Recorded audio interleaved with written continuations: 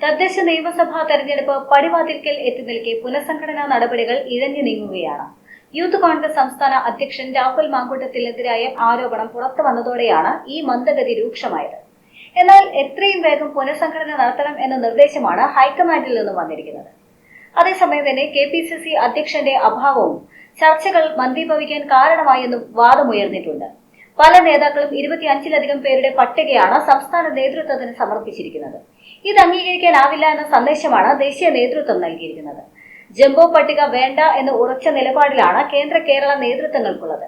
എന്നാൽ സംസ്ഥാന നേതാക്കൾ നൽകുന്ന പട്ടിക പരിഗണിക്കാതെ മുന്നോട്ട് പോയി കഴിഞ്ഞാൽ പാർട്ടിക്കുള്ളിൽ കലാപം ഉണ്ടാകുമെന്ന ആശങ്ക KPCC അധ്യക്ഷനുണ്ട് എന്നും കരുതപ്പെടുന്നുണ്ട്. ഇതുകൊണ്ട് തന്നെ ചർച്ചകളിൽ നിന്നും അദ്ദേഹം ഒഴിഞ്ഞു നിൽക്കുന്നുവെന്ന പരാതിയും രൂപപ്പെട്ടു കഴിഞ്ഞു. അദ്ദേഹം മുൻകൈ എടുത്തുകൊണ്ട് ചർച്ചകൾ പൂർത്തിയാക്കണമെന്ന ആവശ്യമാണ് നേതാക്കൾക്കുള്ളത്. ഇതിനിടെ ചർച്ചകൾ പൂർത്തിയാക്കിക്കൊണ്ട് വേഗത്തിൽ പട്ടികയുമായി ഡൽഹിക്ക് മടങ്ങാനാണ് ദീപാദാസ് മുൻഷിക്ക് ഹൈക്കമാൻഡ് നിർദ്ദേശം നൽകിയിട്ടുള്ളത്. ലോക്സഭാ തെരഞ്ഞെടുപ്പിന് മുൻപ് തന്നെ പുനഃസംഘടന നടത്തണമെന്ന ആവശ്യം പാർട്ടിക്കുള്ളിൽ ഉയർന്നിരുന്നു.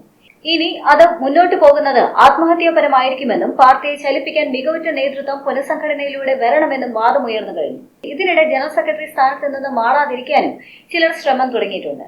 എന്നാൽ പൂർണ്ണമായും പ്രവർത്തന മികവിന്റെയും മാനദണ്ഡങ്ങളുടെയും അടിസ്ഥാനത്തിൽ മാത്രമായിരിക്കണം പുനഃസംഘടന എന്ന തീരുമാനത്തിൽ സംസ്ഥാന നേതൃത്വം എത്തിയിട്ടുമുണ്ട്.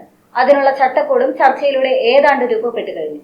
DCC ഭാരവാഹിത്വമുള്ളവരെയും യുവജന സംഘടനകളിലൂടെ വന്നവരെയുമാണ് KPCC സെക്രട്ടറി സ്ഥാനത്തേക്ക് പരിഗണിക്കേണ്ടതെന്നും സെക്രട്ടറി സ്ഥാനത്തുള്ളവരെ മാത്രം ജനറൽ സെക്രട്ടറിയെ പരിഗണിച്ചാൽ മതിയെന്നുമാണ് ധാരണയായിട്ടുള്ളത്. KPCC എക്സിക്യൂട്ടീവിൽ ഉൾപ്പെട്ടവരിൽ ചിലരെ നിലനിർത്തുന്നതിനും മാനദണ്ഡങ്ങൾ ബാധകമായിട്ടുണ്ട്.